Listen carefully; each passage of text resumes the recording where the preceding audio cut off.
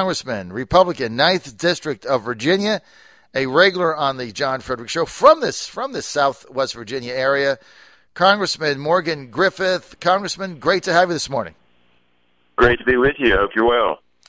Congressman, I want to get first, if I can, to President Obama unveiling a budget today. The good news is he has a budget. The bad news is $4 trillion. It's going to increase the deficit, increase the national debt. It's just mind-boggling to me that there's absolutely not a single mention in this administration of the fact that we have an $18 trillion debt, no plan to take it down at all. In fact, they want to increase spending. At what point in time do you say to yourself, we can't continue down the same path of spending ourselves into oblivion?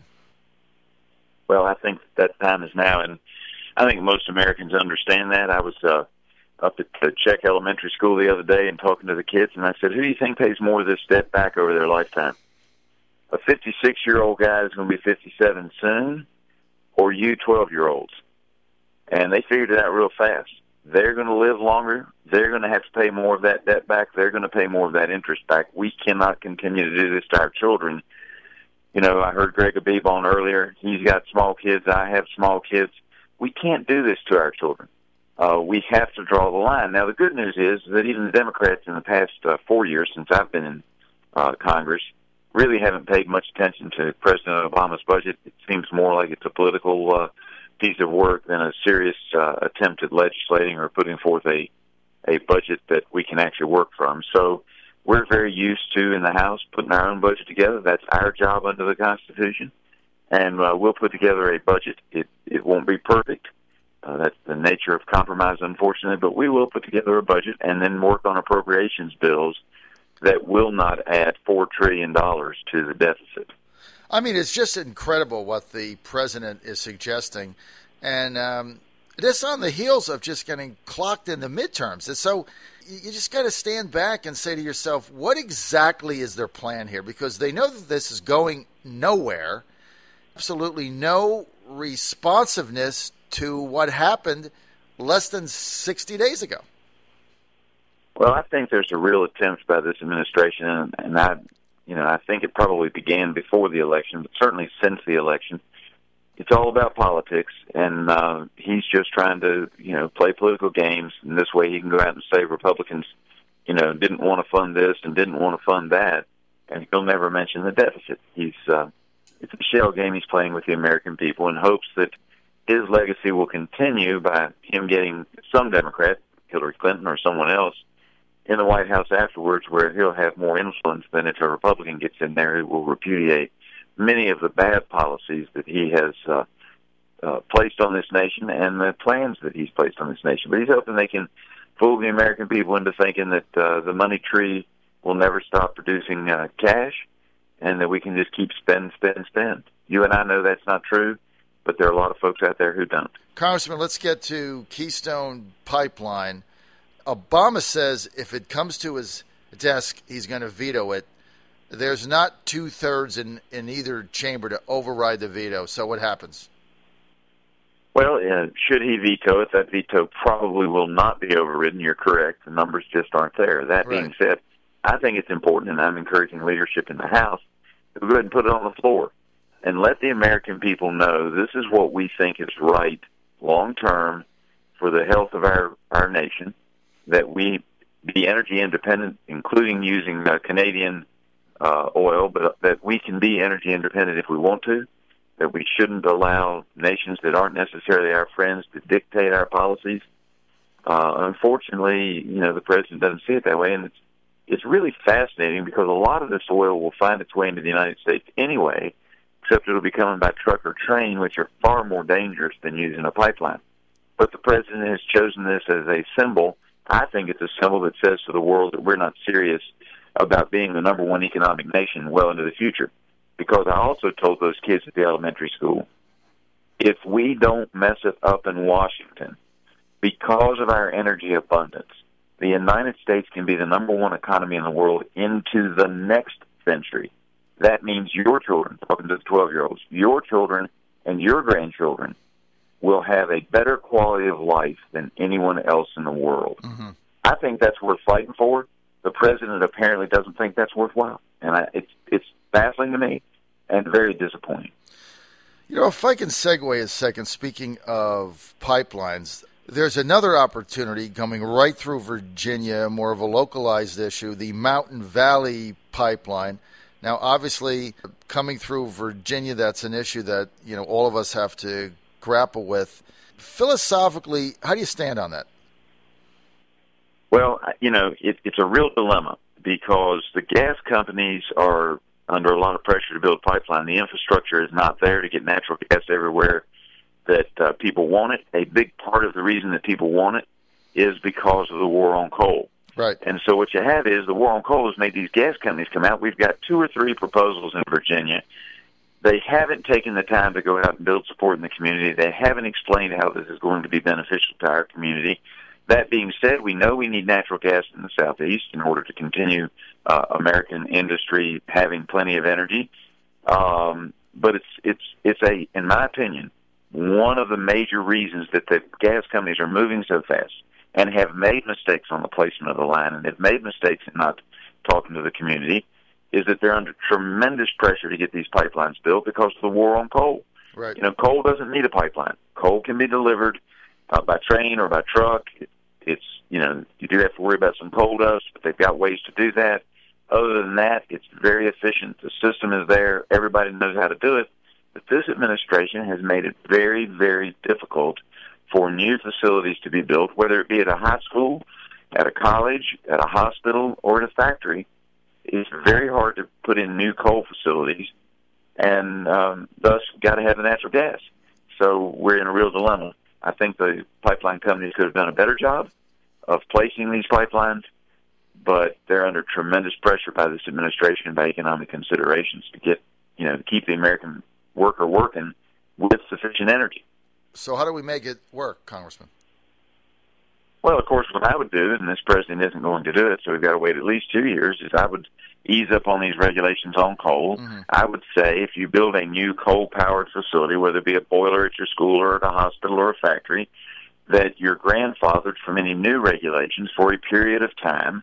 I would say about 20 years. That doesn't mean that you don't have to look to the future. We should continue to spend research dollars to find new ways to burn coal better.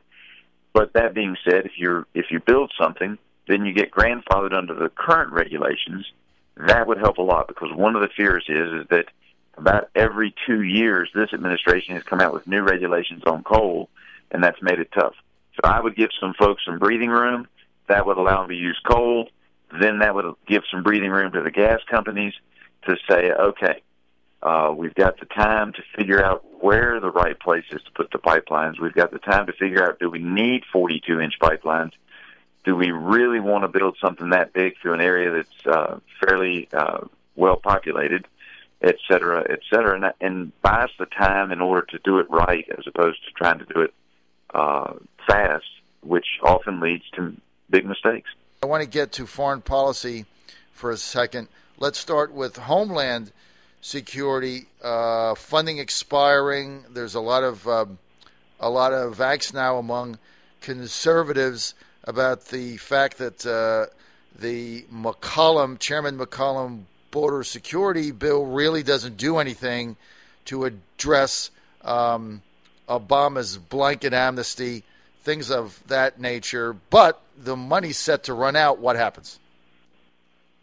Well, I think we're going to have a difficult few weeks. The money runs out the end of February for Homeland Security. The president, of course, is playing a game of chicken because he's done something that is improper and I believe unconstitutional.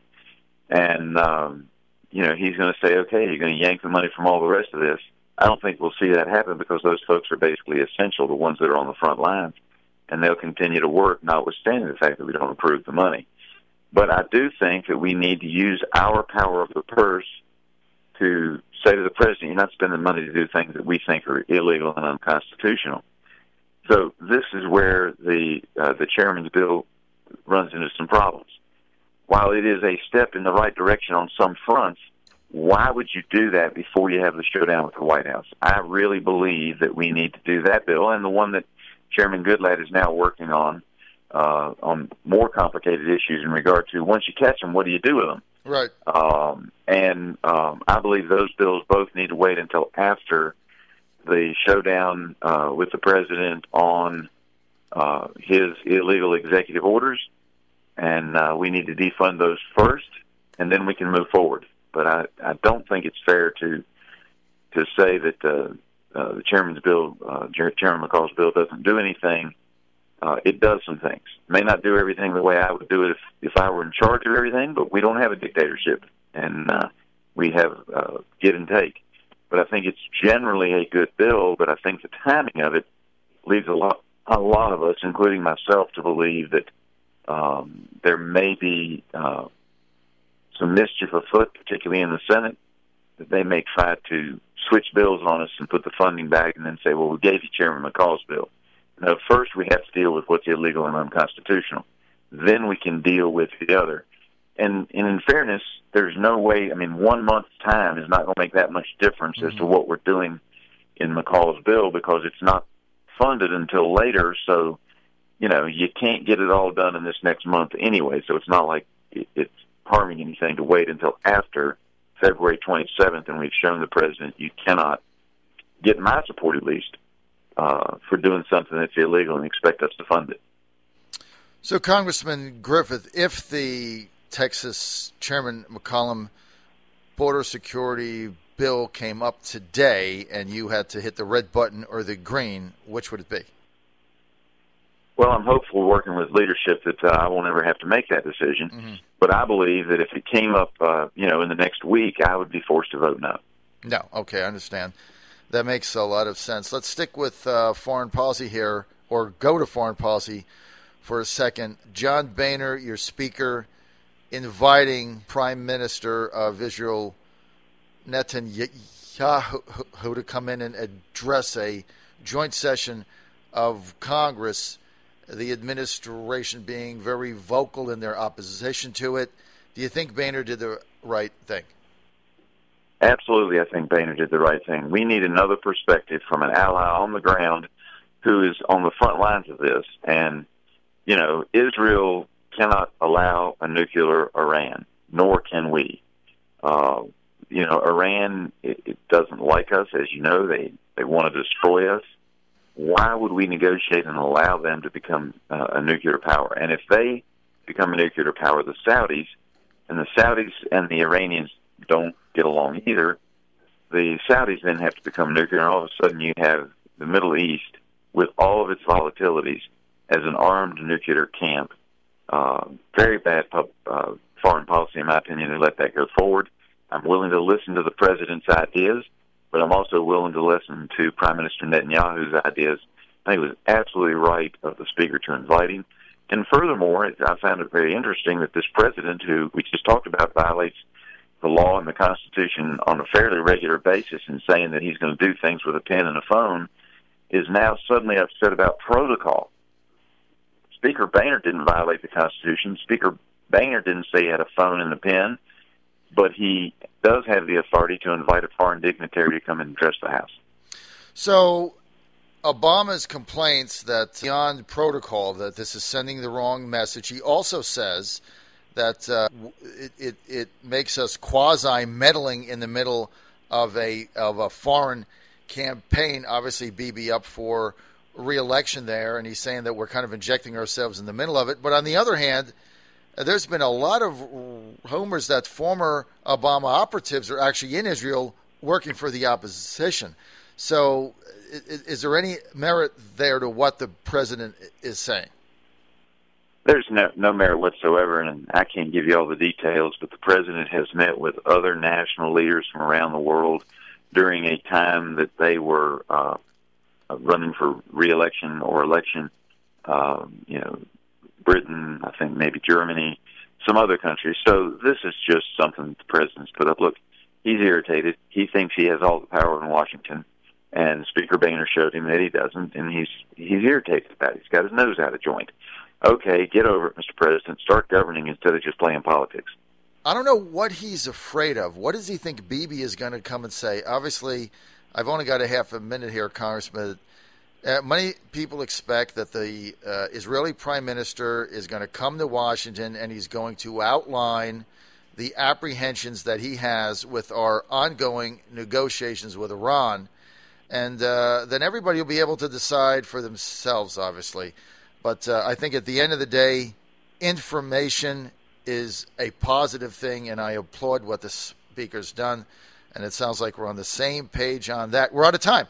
We want to thank Congressman Morgan Griffith for being with us, 9th District. That is Southwest Virginia, Republican Congressman. Great to have you with us today, as always, sir. Great to be with you.